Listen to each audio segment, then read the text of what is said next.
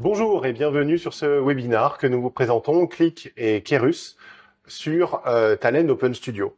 Je suis Julien Servia, je travaille en avant-vente chez Kerus et très souvent on a des discussions et des questions à propos du remplacement de Talend Open Studio. Donc aujourd'hui, je serai accompagné par deux de mes collègues confrères sur ce sujet pour alimenter nos best practices et partager ces messages. Nous avons en particulier Élise. Bonjour, Elise Buchmeyer, je suis donc avant-vente au sein de la société Click historique Talend. Et Bonjour. Adèle. Bonjour à tous, donc moi je suis Adèle, je suis lead tech sur la partie Talend avec plus de 10 ans d'expérience et je rejoins Kerus très récemment. Merci beaucoup, mais votre expérience et votre expertise sera très utile à partager avec ceux qui nous suivent. Petit agenda de la journée et ce sur quoi nous allons discuter. On va revenir sur Talend Open Studio, où en est ce produit dont l'arrêt avait été annoncé. J'aimerais qu'on vienne aussi, et là ça va être ton retour d'expérience Adèle qui est important, sur l'impact pour les utilisateurs. Je suis DSI, le produit que j'utilise arrive en fin de vie, qu'est-ce que ça implique pour moi et qu'est-ce que je dois faire? Ça c'est les questions que j'aimerais qu'on aborde. Ensuite, on verra qu'il y a des alternatives et des solutions. Donc, on en a exploré un certain nombre. Élise sera là aussi pour expliquer les solutions disponibles chez Click. Et puis enfin, les stratégies de migration. Donc là, c'est aussi l'expérience côté Kerus qui va nous permettre d'alimenter et donner quelques conseils sur ces éléments. On attaque tout de suite. Et on va commencer par revenir sur Talend Open Studio. Adèle, est-ce que tu peux nous en dire quelques mots? Effectivement. Alors depuis la fusion entre Click et Talend l'année dernière, en 2023, il y a eu la décision d'arrêter l'open source, Talend Open Studio. Donc du coup, ça veut dire qu'elle est plus en maintenance. Elle sera toujours utilisable. Ça, on va revenir un peu plus tard, un peu plus dans la suite, pour un peu plus en détail. Donc fin de maintenance, fin de téléchargement depuis le site de Click. Donc il y a plusieurs raisons. Donc il y avait une baisse de contribution ces dernières années sur la communauté, sur l'outil TOS. Il y a de plus en plus de clients qui souhaitent s'orienter vers la version payante pour plusieurs raisons. Ça, on va revenir à tout de suite après. Et du coup, l'objectif, c'est d'avoir un support direct avec l'éditeur et aussi d'avoir les garanties sur le niveau de licence. Ça va être hyper important. D'accord. C'est intéressant les raisons que tu indiques, c'est-à-dire cette perte de vitesse sur la communauté TOS, qui montre que finalement il y a un engouement et une valeur aussi sur des produits un peu plus étoffés que cette version open source. Écoute, allons directement ensuite, ça me semble important, sur l'impact pour les utilisateurs. Parce que là, on a essayé de faire le tour et de voir, voilà, cette fin de maintenance, elle a été annoncée en début d'année, elle est effective depuis le début d'année. Pour autant, on peut continuer à utiliser la solution, mais jusqu'à quand et qu'est-ce que ça implique? Alors déjà, on va faire l'historique. Depuis le 31 janvier 2024, le TOS n'est plus disponible en mode de téléchargement depuis le site. Donc aussi, il n'y a plus de maintenance. Donc jusqu'à quand? Il n'y a pas de date de fin. La date de fin, c'était le 31 janvier. Aujourd'hui, les clients peuvent toujours l'utiliser, le TOS. Ils sont libres. Par contre, il y a plusieurs risques. Les risques, c'est quoi? C'est les potentiels risques sur les failles de sécurité, notamment sur Log4j, sur les versions de Java, et aussi sur les problèmes aussi sur les compatibilités sur les autres technologies, c'est-à-dire si jamais il y a des nouveautés sur les composants Snowflake, SAP, etc. Bah, du coup, sur le TOS, les composants ne sont pas disponibles. Donc, du coup, il y aura vraiment un gros retard. Et aussi, le dernier risque le plus important pour vos flux, pour les clients, c'est un gros blocage sur le court et moyen terme. Je parle pas de long terme parce que voilà, ça évolue. Aujourd'hui, on va plein de technologies qui évoluent rapidement sur le cloud. Donc voilà. Donc il peut avoir un gros risque potentiel sur le blocage. Ok. Quand on dit blocage, c'est le développement et les mises en place des produits. Ok, donc je retiens. Tant que ça marche, ça marche. Ça marche. Mais le jour où il y a des connecteurs qui évoluent, Effectivement. ils ne seront pas mis à jour, donc je peux être bloqué. Et à ce moment-là, il faudra trouver des solutions en urgence. C'est ça. Et puis ces problèmes de sécurité, on voit que voilà, les problématiques cybersécurité sont aussi très dynamiques sur le marché.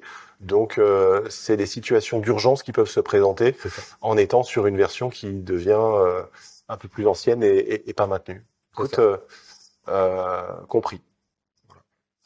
On regarde maintenant les alternatives que tu as pu étudier et qui se sont présentées à toi sur les différents projets qu'on a pu mener dernièrement? Alors, il y a plusieurs alternatives, hein. Bon, j'en cite plusieurs. Il y a des clients qui souhaitent tout leur patrimoine applicatif veulent partir sur les scripts Python, des scripts d'ingestion, ou bien même s'orienter vers d'autres TL. Mais par contre, moi je déconseille vraiment cette option-là. Pourquoi? Parce que les travaux de migration peuvent être très complexes et très longs. Quand je dis complexe et long, ça peut prendre sur des durées de 3 à 5 ans, en fonction de l'architecture chez les clients. Donc la solution la plus simple, la plus rapide, c'est de souscrire à la version Enterprise. Donc il y a plusieurs bénéfices, hein, il y a un support direct avec l'éditeur, ça c'est sûr. Donc après, il n'y a pas de développement sur les jobs. Ça, je vais en venir après sur les stratégies de migration. C'est juste un export et un import. Et aussi, il y a la partie capitalisation des compétences sur la partie talent. Donc du coup, vos développeurs sont toujours présents. Donc il n'y a pas besoin de réfléchir à tiens, faut que je recrute d'autres personnes, si jamais vous prenez d'autres TL. Et donc voilà, donc le code il reste le même entre la version open source, le TOS, et la version entreprise. Le code c'est toujours les mêmes, les jobs sont identiques. Donc voilà. Donc après j'ai affiché très rapidement les différents niveaux de licence, hein. Ça va de data intégration, la partie big data, sur la partie en mode batch ou en mode streaming, et aussi sur la mise en place des API, la partie USB. Donc voilà. Ok. J'aimerais qu'on reste quand même sur les solutions alternatives. Soyons aussi assez directs. Il y a une évolution très naturelle, hein. On le voit entre Talend Open Studio et Talend Enterprise. On va le revoir avec Élise. Il existe aussi plein d'autres solutions. Tu le disais, il y a des solutions open source, il y a aussi d'autres solutions qui sont payantes. Je pense que ce qu'on peut retenir aussi de l'expérience qu'on a eue sur différents projets, c'est qu'il y a des solutions adaptées à tous les besoins. Donc il y a des solutions plutôt orientées script et code qui vont nous amener vers finalement cette grande lutte entre je développe moi-même ou j'achète un logiciel. Quand je développe moi-même, je dois subir la maintenance, l'évolutivité de mes scripts. Le passage à l'échelle peut être aussi assez limité. Je vais rajouter la montée en compétences. Oui, des collaborateurs, ça c'est hyper important. Exactement, sur des solutions tierces. Alors ça s'applique sur passer sur un autre TL, changer d'environnement et devoir migrer toutes ces choses-là. Puisque on parle de Talend Enterprise, c'est quoi l'intérêt de passer de Talend Open Source à Talend Enterprise qui est monter une marche financièrement, mais également en termes de fonctionnalité. On va y retrouver des choses qui nous rendent plus à l'aise. Ah oui, je vous confirme, hein, je te confirme sur la partie gestion de projet, on peut dire ça, ou même sur la partie collaboration entre équipes avec le TOS. En fait, chacun avait son propre TOS en local. Il n'y avait pas de partage de code. Quand je dis partage, ça veut dire le versionning avec l'outil Git, par exemple, ou SVN par avant. Donc du coup, il y avait cette première fonctionnalité qui est très importante, la collaboration. Ensuite, il y a aussi les outils unifiés, parce que sur le TOS, avant, on avait le TOS pour data intégration, un autre TOS pour la partie USB, un autre TOS pour la data quality, etc., etc. Et là, avec la version entreprise, c'est un studio unifié. On peut commencer tout petit avec data intégration. Si jamais, dans le moyen long terme, dans la société, si vous souhaitez passer pour mettre en place l'USB sur les API, du coup, vous avez toujours le même studio. Il n'y a pas de nouveau téléchargement, c'est juste une mise à jour d'un patch. Donc voilà, c'est juste une petite mise à jour et c'est hyper rapide. Donc il y a cette fonctionnalité, et ensuite j'en ai parlé de collaboration, et aussi sur la partie monitoring, c'est hyper important.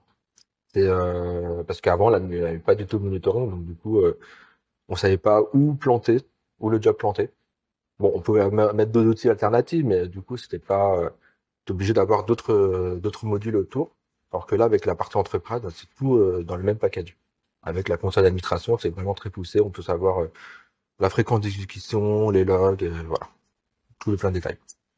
Effectivement, hein, juste pour rajouter quelques petits mots, tu as parlé du studio unifié. Le studio unifié, c'est une vraie valeur ajoutée puisqu'on travaille toujours au sein du même outil de développement, mais c'est aussi un studio qui est enrichi. Donc il y a plus de fonctionnalités. On va retrouver des composants additionnels, on va retrouver pour la parallélisation par exemple, On va retrouver aussi peut-être des mécanismes pour la réutilisation. Donc, on va factoriser des composants. Donc, ça, c'est toutes des choses qui sont importantes et on rentre en fait, dans l'industrialisation. Et c'est là vraiment où on retrouve la valeur ajoutée de la version entreprise. Hein. C'est effectivement ce studio unifié, ce studio enrichi, le monitoring, comme tu l'as dit, mais la planification. Hein. Donc, on va pouvoir planifier des traitements de manière unitaire ou encore au sein d'un plan d'exécution. Hein. Donc, vraiment, on va avoir toute cette synchronisation qui est gérée.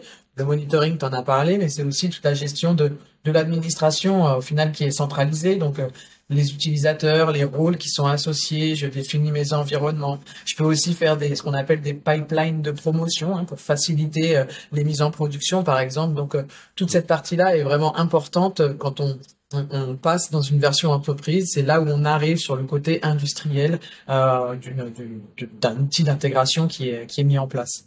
Et puis peut-être je rajouterais un petit mot sur effectivement un outil, parce que on a différents types de projets. Il y a des projets ETL très classiques, Data Integration. On peut aussi avoir des projets ELT avec des Cloud Data Platform, avec des besoins de réplication hein, qui sont bien précis, pas uniquement de base à base d'ailleurs.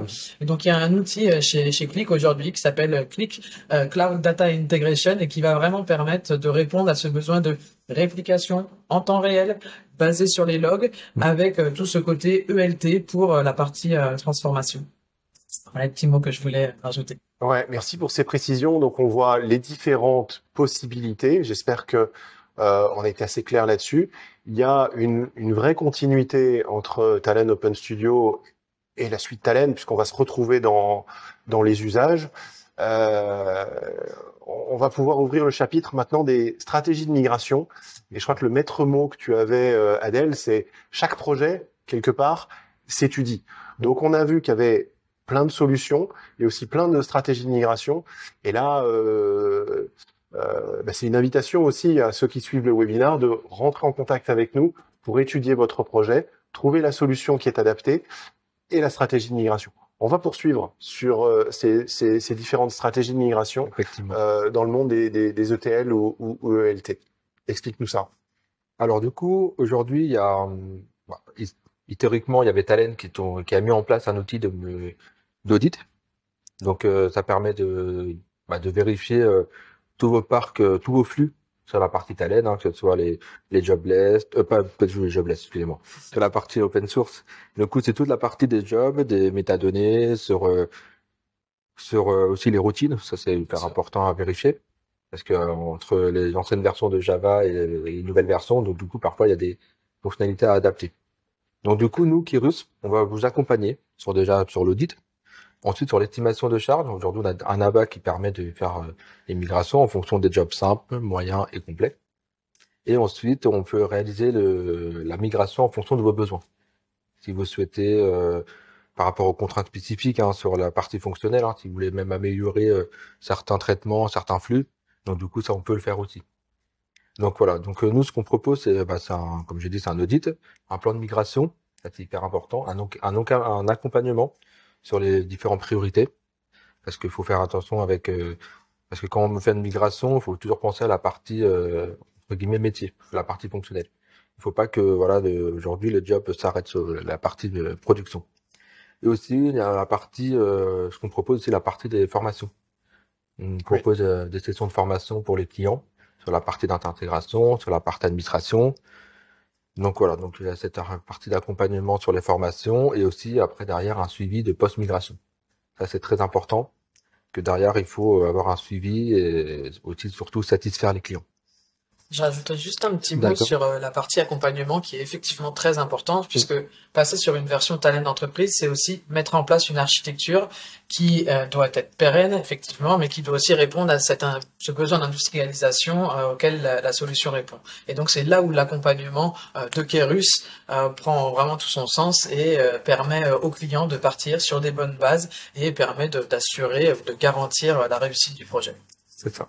Oui, finalement, pas de secret. On commence par un audit, comprendre ce qui se passe, quels sont les flux, quels sont leurs impacts aussi, leur complexité, et que ce soit une évolution ou une migration sur un ETL, on regarde job après job, comment faire évoluer la plateforme.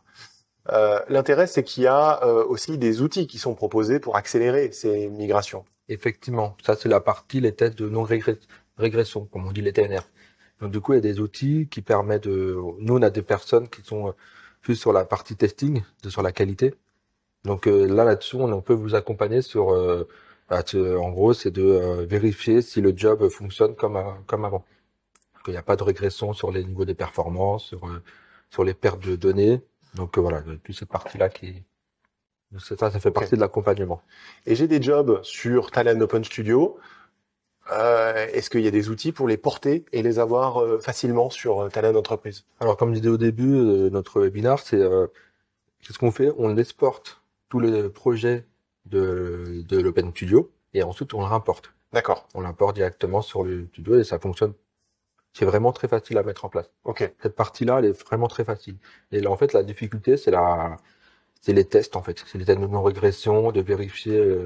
Par exemple, j'ai beaucoup de clients qui utilisent des composants custom. Ça, c'est Ok. hyper. Ça, par contre, il faut vraiment vérifier si ça fonctionne avec la nouvelle version du studio, la version 8. Il y avait ça, il y a aussi les routines, j'en ai parlé juste auparavant. Il y a aussi les composants, entre guillemets, les T-Java. C'est Ok. vraiment du pur code Java dans les flux Talend.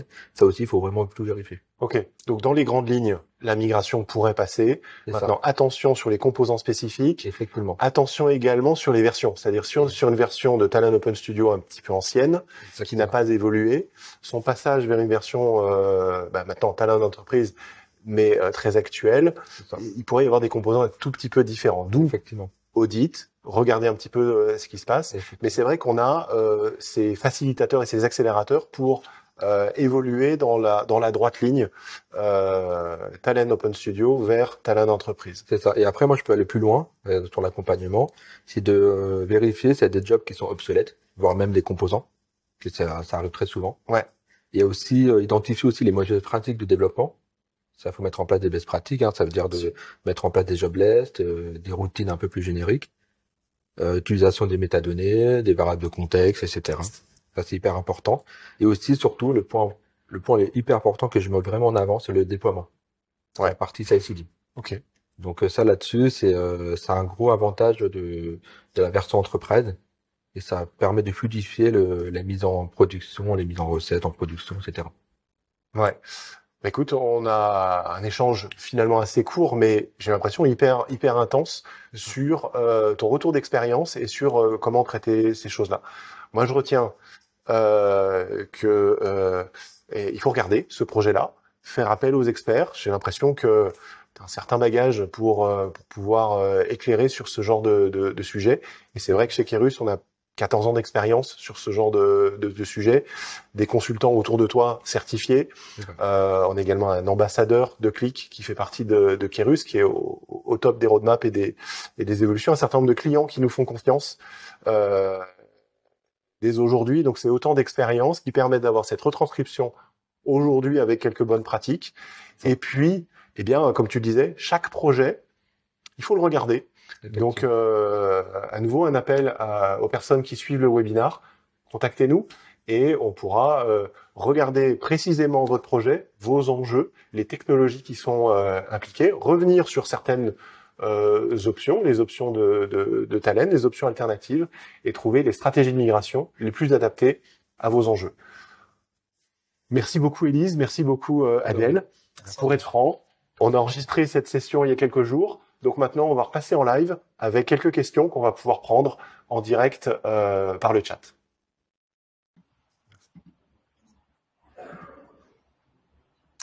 Voilà, on est dans le retour au direct. Je suis accompagné d'Adèle et d'Élise. Et on va pouvoir prendre certaines de vos questions qui ont été posées en parallèle. Merci d'avoir rejoint déjà cette première session. Alors, on a noté les questions de Pierre dans un premier temps, qui revient sur ces migrations vers du code, des notions de volumétrie qui sont importantes. Adèle, est-ce que tu peux apporter quelques réponses, quelques précisions? Oui, la première question qui a été posée par Pierre. Déjà, bonjour Pierre. Alors, ta première question sur les risques avec l'interfaçage entre les jobs de TOS et les jobs payants, c'est-à-dire les jobs de Talend avec la souscription.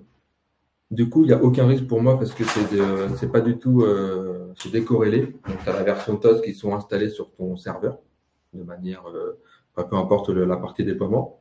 Et sinon, les autres, la souscription, notamment avec la souscription de Talent Cloud, du coup, les jobs Talent, ils sont ordonnancés via la console à Talent Management Console. Du coup, c'est pas du tout corrélé. Et par contre, après, si les clients ils peuvent utiliser d'autres ordonnanceurs comme Control-M, Dollarus, etc. Donc là, tu peux avoir un bloc sur la partie sur un job de TOS et un autre job sur la partie sur un job de la souscription. Donc voilà. Donc j'espère que ça va répondre à ta première question. Ensuite, la seconde question sur migration de TOS vers du code, par exemple du Python ou autre. Alors, quand je dis entre 3 à 5 ans, en fait, ça dépend de la volumétrie, comme tu dis, pour moi, de projet dans un premier temps. Il y a des clients qui ont plein de projets autour de la data. Donc, quand on dit projet, ça veut dire des sous-jobs ou des sous-traitements, des besoins. Donc, du coup, c'est vraiment varié entre différents clients. Donc, oui, ça peut prendre du temps. Mais du coup, ça veut dire quoi? C'est de refaire tout le code de transformation, de qualité de données, il y a aussi, après, je sais pas s'il y a d'autres éléments, mais donc voilà, c'est vraiment, voilà, c'est très Moi, je varié. pense au traitement des erreurs et à Voilà. tous ces contrôles-là qui sont intégrés dans un logiciel. Et quand on le développe soi-même, il faut le redévelopper. Exactement. Et par contre, on se met la barre où on veut. C'est-à-dire, si on ne veut pas avoir ces outils-là, si on pense qu'on n'en a pas besoin, ben, on simplifie le projet. Donc, projet avec du code, c'est hyper ouvert, effectivement. On va adresser les autres questions. Et là, je vais me tourner vers Élise, qui est ici. Y a-t-il des configurations supplémentaires des composants de la nouvelle version par rapport au TOS?